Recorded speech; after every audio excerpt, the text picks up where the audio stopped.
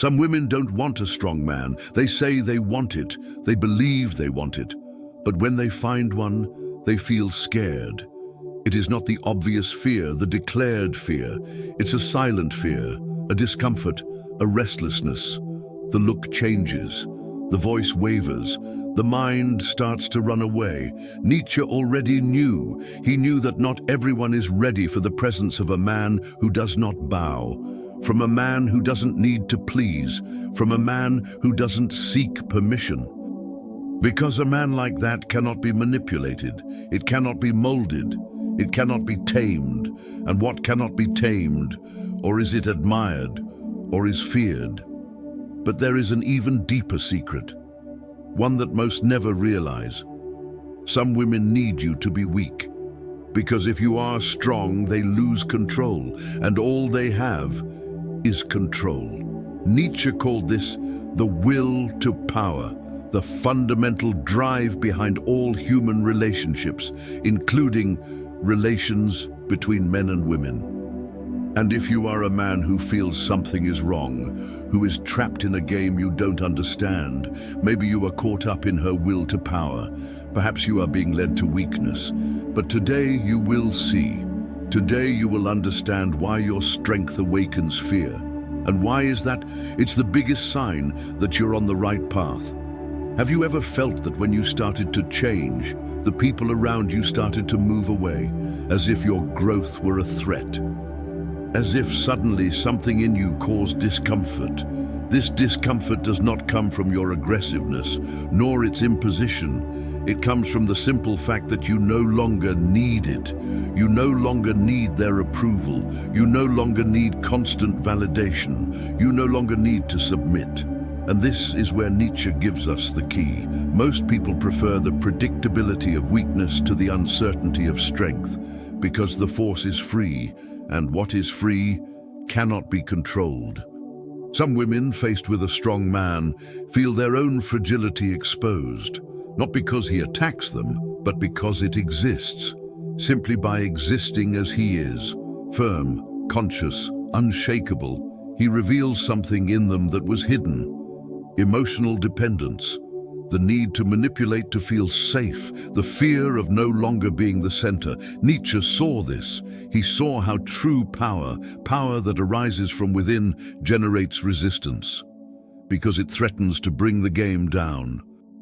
The game where you must be approachable, where it must give way, where you should apologize for being you. But when you stop playing, something happens. She starts testing, to provoke, trying to find flaws, trying to pull you back into the zone where she feels comfortable.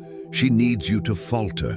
It needs you to hesitate, because only then does she feel safe. And if you don't hesitate, she feels afraid. The fear that I can no longer lead you. Nietzsche said, man is something that must be overcome. But he didn't just talk about the weak man. He talked about everything that keeps him weak, including relationships that drain your strength. The woman who fears your strength does not love you. She loves what she can get out of you. She loves the illusion of power. And you? Do you love freedom, or do you love prison disguised as affection? If this is making sense, continue. Nietzsche never hated women. But he saw in them something that few men dare to see, the pure expression of the will to power. Yes, women, like men, want to dominate, but her dominance is not made of brute force. It's made up of subtleties, of words, of conditional affections. She doesn't just want the man's body, she wants the mind. It wants your attention, your doubts, your delivery. She wants to bend him without him noticing. Nietzsche observed, women understand children better than men, but men are more childish than women. Why? Because many men still live looking for a lap, seeking approval, seeking to be accepted. And she sees it, she feels it. She knows when a man is willing to give up his will to please her, and that's where she dominates. The feminine will to power is not imposed by shouting. She insinuates herself, she seduces, she makes you believe that you are choosing, when in fact he is giving himself away. And when you wake up, you no longer know who you are. You stopped leading. He stopped deciding. It stopped being. The woman who fears a strong man fears losing that invisible power. Tremble before a man who sees beyond games, who doesn't react as she expects, who is not shaken by silence, by distance, by drama. She needs a weak man to feel strong. She needs a lost man to be her lighthouse. She needs a needy man to be needed. But the man who is enough, she doesn't understand this. She doesn't control that. Nietzsche says, in every woman there is an enigma, and in every woman there is an answer. The name of this enigma is the will to power. And if you still live to be deciphered, be careful. You're living for someone who wants something from you, but it will never give you what you are really looking for. Respect. Admire strength. Do not fear it. But few are worthy of it. Few men can stand to be free. Few women can stand a man like that. And you? Can you stand to be what they fear? If this truth is burning inside, continue. What keeps a relationship alive? Love? Kindness? Complicity? Nietzsche would respond, can. Every human relationship is a struggle for power, even those that pretend to be harmony. And when a man is weak, he delivers everything. He gives his will, his strength, his direction. He becomes a satellite revolving around a center that is no longer him. And she feels it. She notices. At first, it feels big. Important, essential, but little by little, she despises. Despise the man who bends. Despises the man who seeks approval. She despises the man who needs her. Because what is easy loses its value. What is predictable loses its charm. What you give yourself too much becomes invisible. Nietzsche said that the weak are just an instrument of the strong. And when you give up on yourself, it uses you. It shapes you. It dismantles you. You think you are being loving, but it is being dominated. You think you are being understanding, but it is being reduced. And when you finally see it, it's empty. How many men live in unhealthy relationships where they are no longer there, where every gesture is to please, every word is measured, every step is watched? This is not love, this is prison, and worse, you built this prison, brick by brick. Afraid of losing, you have lost yourself.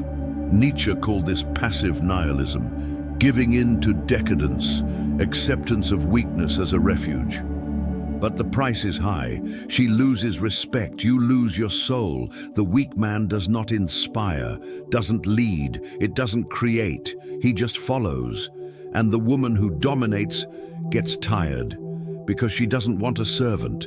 She wants to feel like she needs to fight for him, that he could leave at any time, that he is there by choice, not necessity. And if you're there because you're afraid of being alone, she already left you. Even if he's next to you, he no longer sees you. Sick relationships are born from male weakness, and they die when man wakes up. Will you awaken, or will you continue begging for crumbs of affection?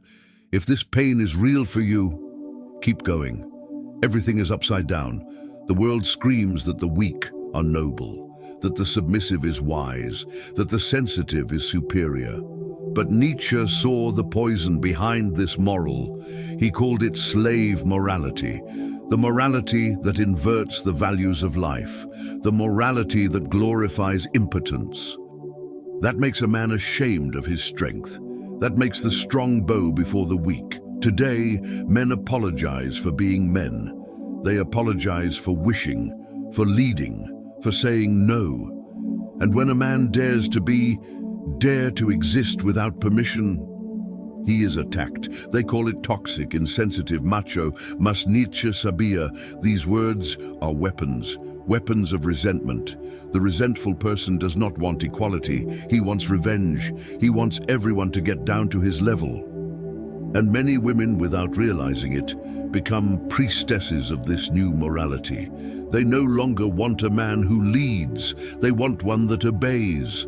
They no longer want a man who faces. They want someone who fears. And you, without noticing, accept it. Accept being smaller. Always agree to give in. Accept to keep quiet. Because you were taught that this is virtue, that this is love, that this is respect. But Nietzsche shouts, this is weakness. You weren't born to drag yourself. It was not born to be erased.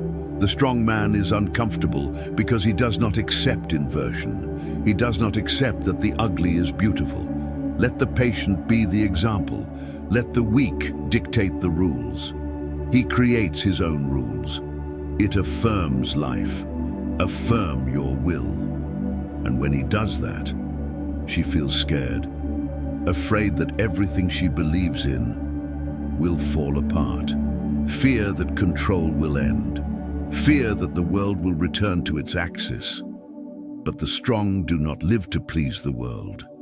He lives to create his own. And you? Are you going to continue living according to the morality of slaves? Or will you stand up as your own man? If you can no longer stand this inversion, continue. There comes a time when a man looks in the mirror and does not recognize himself. He sees there the traces of someone who gave in too much, who loved it so much that he lost too much.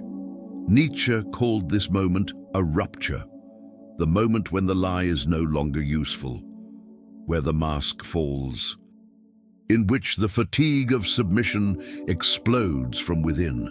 It is at this point that the Übermensch, Superman, is born, not the one who dominates others, but he who masters himself, one who creates his own values, who says yes to life, even when it hurts.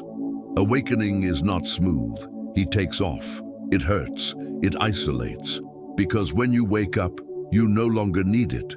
You don't need the game anymore. Of conditioned affection, from the tests, from emotional blackmail, you see everything. See how they led you with smiles and silence, how they shaped you with praise and contempt, how they made you doubt your own strength.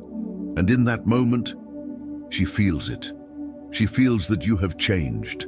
That docile, confused, dependent man died. She tries to go back. Try to revive old patterns, but it no longer works.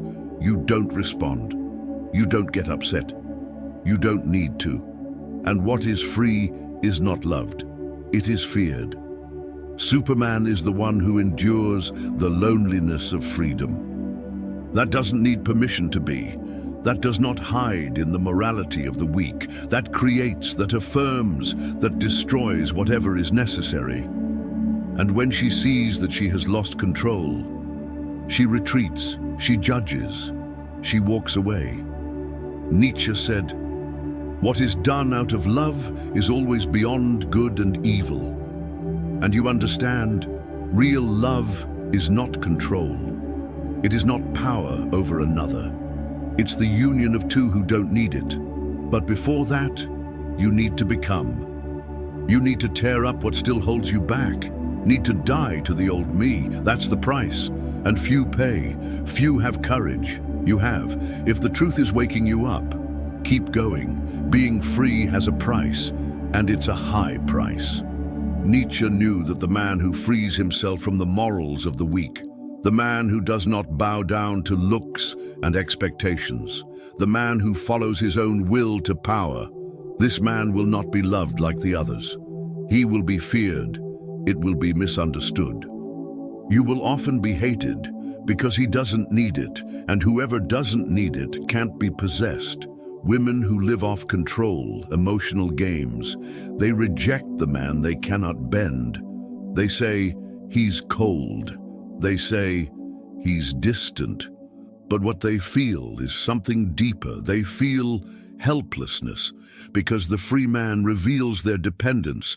It reveals the weakness of theater, reveals how much they need him to bend, to make them feel big. Nietzsche teaches us that true power is being true to oneself, even if it costs love, even if it costs acceptance, even if it costs the company. Male freedom scares because it doesn't give in. She does not negotiate principles. It does not adapt to be tolerated. And because of that, many give up. They return to the comfortable prison. They prefer to be accepted than to be free. They prefer to be loved by those who diminish them than feared by those who will never understand them. But the man who awakens does not return. He pays the price. He walks alone if necessary. He chooses respect. He chooses strength. He is not cruel. He is not insensitive. He is real. And this reality weighs heavily. Nietzsche disses, "You have to have chaos within you to give birth to a dancing star." Chaos is the solitude of freedom. Chaos is the silence after the rupture. Chaos is losing the world that kept you trapped. But in the end, the star is born. The man that no one controls is born. The man who lives for himself is born. This is the price of freedom, and most don't want to pay. But you are not the majority. You've felt it. If that price seems fair to you, continue. What remains after the force, after freedom, after breaking up with everything that was a prison disguised as affection? What remains is what is true. And the real one doesn't fear. Nietzsche said that life is the will to power. But he also said that life is creation. And love, real love, can only come when two creators meet. When a man doesn't look for a mother, when a woman does not look for a servant, when both walk side by side, not one behind the other. The woman who deserves a strong man does not fear his strength. She doesn't try to erase it, don't try to control. She admires, she knows he can go, but she chooses to stay. She knows he doesn't need it, but she wants to. She knows that he is whole, and that is why she offers herself completely. Love is only real between equals, when there are no games, when there are no masks, when there is no inversion. The man who has awakened no longer bows. He doesn't accept less than anyone who sees him, someone who respects you, someone who, like him, has broken with the old world. Nietzsche saw love not as sacrifice, but as affirmation, the union of two beings that do not need to dominate, because they have already mastered themselves. And this woman is rare, because the majority still lives off the unassumed will to power, from lack, from fear, from need. But it exists, and when she meets the strong man, she doesn't back down, she rises. Because the true encounter is one where there is no fear, where there is no weakness disguised as care, where there is no need, just choose.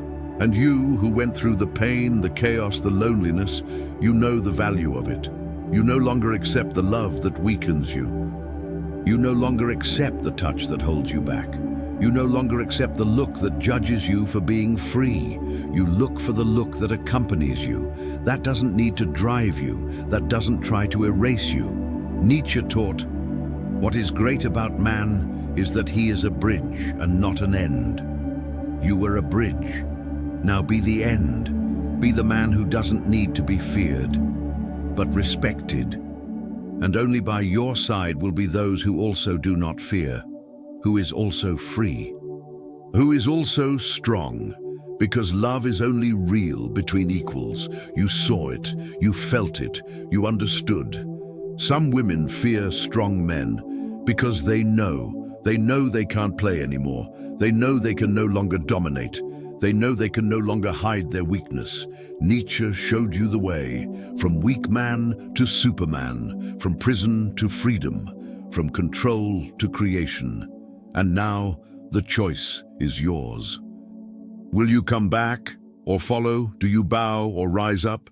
If this touched you, if you felt this truth within you, write in the comments, "I refuse to be controlled." Show that you have woken up. Show that you understand, and continue your journey. The next video is essential. Click now.